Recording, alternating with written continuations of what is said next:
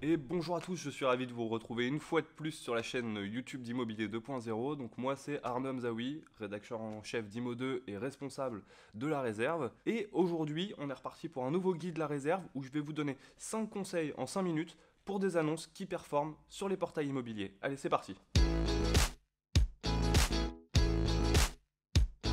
Ça fait des années qu'on ne cesse de le répéter sur Imo2 et sur l'ensemble de tous les médias qui causent de marketing dans l'immobilier. Et pourtant, on voit encore trop de photographies de mauvaise qualité passer sur les portails. C'est très simple, pour avoir des photographies de qualité professionnelle, vous avez plusieurs solutions. Vous pouvez tout simplement vous former et avoir les compétences en interne. Vous pouvez aussi également faire appel à des plateformes de reportage de photographie ou des photographes professionnels. Voire même, il y a des applications qui vous permettent d'avoir des photographies de qualité à peu près passable.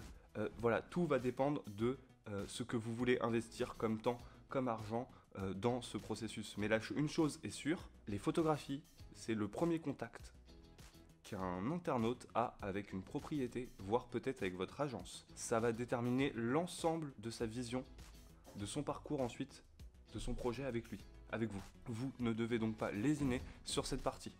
Voilà. Donc des photographies de qualité, c'est la base pour avoir des annonces qui performent sur un portail.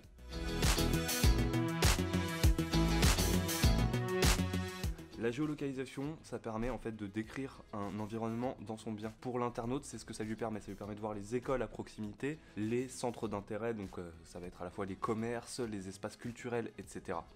Et il faut savoir que si la plupart des portails, quasiment tous, ont adopté la géolocalisation, si certains ont même articulé leurs propositions autour de ça, ce n'est pas comme ça, c'est pas gratuit s'ils ont fait ça, c'est bel et bien parce qu'on avait une réelle volonté de la part des internautes et des clients d'avoir la géolocalisation apposée dans l'immobilier. Et donc aujourd'hui les portails ont développé, tous, quasiment comme je le disais, ont développé cette fonctionnalité, mais aussi ont développé des palettes de fonctionnalités autour. Par exemple la recherche par géolocalisation, la recherche par carte. Et donc si vous n'utilisez pas ce levier-là, et que vos concurrents sont dessus, ils vont être visibles à des endroits où vous ne le serez pas. Et par contre, je vous inverse la chose, si vous utilisez la géolocalisation, mais que vos concurrents ne le font pas ou le font mal, vous allez être visible à ces endroits où ils ne le seront pas.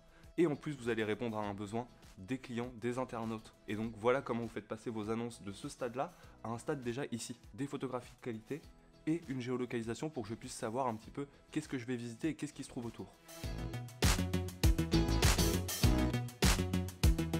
Alors c'est quelque chose que je n'imaginais pas, mais dont j'ai eu l'information en discutant notamment avec des portails. Beaucoup d'agences ne renseignent pas certains critères et se contentent de les mettre en description. Cependant, si vous avez indiqué par exemple que la propriété sur laquelle vous diffusez a un magnifique balcon dans la description, mais que vous n'avez pas rempli ça dans les critères, si un client cherche ouvertement une propriété avec un balcon, et vous n'allez pas apparaître dans ses résultats de recherche. Pourtant, il a clairement émis un intérêt pour une des particularités de votre bien. C'est quand même bête de ne pas profiter de ça, en fait, tout simplement. Et c'est quelque chose qui se retrouve encore beaucoup, d'après ce que j'ai pu avoir comme conversation avec les portails. Donc remplissez tous les critères, chaque spécificité, chaque chose qui pourrait être une des caractéristiques différenciantes du bien. Pensez, prenez le temps et cochez bien toutes ces cases.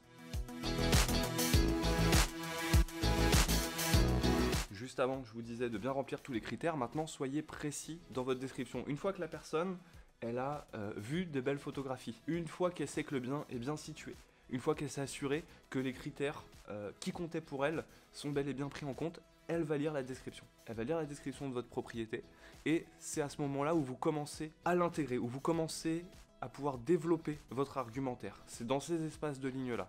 Vous devez donc veiller à ce que la description soit à la fois bien complète, attrayante, et n'hésitez pas à tourner certaines choses. Par exemple, c'est à la campagne, c'est une zone calme, d'accord ? Il n'y a pas forcément tous les transports à proximité, on peut se garer. Voilà. Il faut trouver un moyen de transformer les désavantages en bénéfices dans vos descriptions et surtout, montrez-vous le plus exhaustif possible. Je dois avoir toutes les informations possibles. Une fois que j'ai lu la description, je dois être en mesure de m'imaginer la propriété que je vais visiter. Voilà, tout simplement.